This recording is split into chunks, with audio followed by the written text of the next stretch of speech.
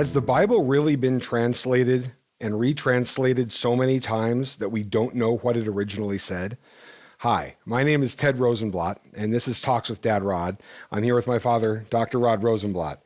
And before we jump in, welcome to the new set. I've given some people some sneaky little photos. So if you watch us on YouTube, you'll see the new look. If you're listening to us, you might want to go check it out. Dad, have the translations of the Bible been just hacked up so that we just, as our critics love to say, we just can't know?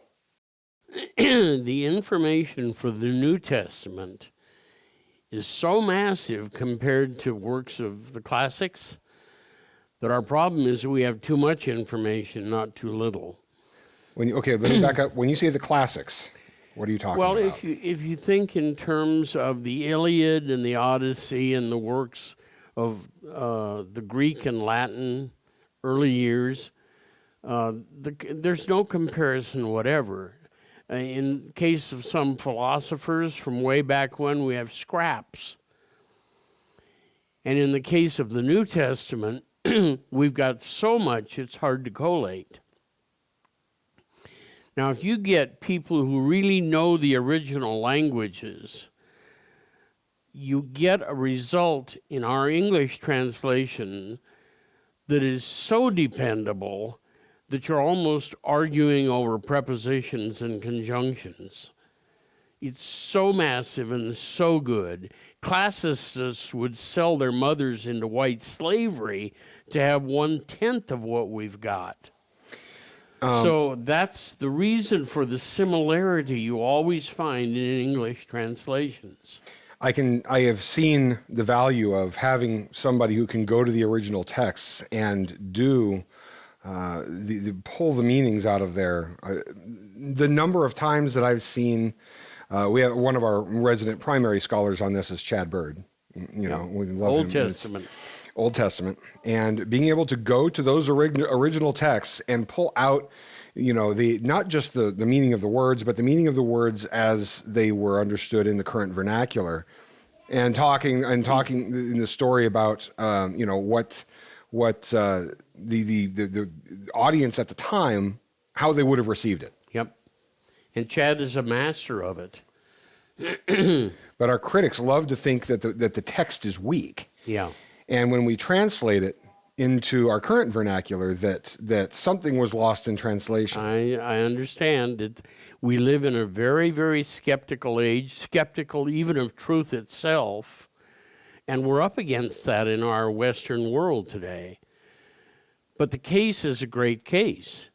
If they'll do some scholarship, just a little, comparing what we've got in terms of number of manuscripts and dates of them as compared with anything else from Greco-Roman antiquity, it's just out of the park a win for the scripture text. So I know we don't want to get into all the textual criticism nonsense. No. But one of the things I remember you had told a story a long time back about, and I can't remember his name, who was in a private discussion about the veracity of the text, and somebody was his colleague, I think, if I remember correctly. You correct me on any of this if I got it wrong. When his colleague pressed him, he was so not wanting to admit that the text of Scripture had the veracity that it did, that he was willing to throw out even all the old ancient historical texts to just win the argument. Yep. It was a friend of Dr. Avram Stroll, who was in British Columbia. Dr. Montgomery was debating him. The text of it is in an appendix to Dr. Montgomery's History, Law, and Christianity. And Avram Stroll brought with him from the University of California, San Diego, a friend of his who was a classicist. And after all the recording was done, there was a bit of this dialogue. And the fellow was so frustrated by the superiority of the biblical text to what they have for Scripture that he finally said out loud, all right, then I'll junk the whole of Greco-Roman literature. And Dr. Stroll said, you can't do that. That's your field. And I've quoted, or I've kind of done a flyby on this concept in certain points when I've posted things online and so forth, that the historical texts we have about Christianity are, or at least the four Gospels, right? Yeah. Have better veracity. Historical veracity. Yep. Historical veracity. Thank you. Yep. Yeah, and then of course the segue or the connection we can make to that is Jesus' teaching about the Old Testament. Yep. And how all of that pointed to himself. Yep. That was part of what he got crucified for. He said outwardly, publicly, Moses wrote of me. That is, I was his subject.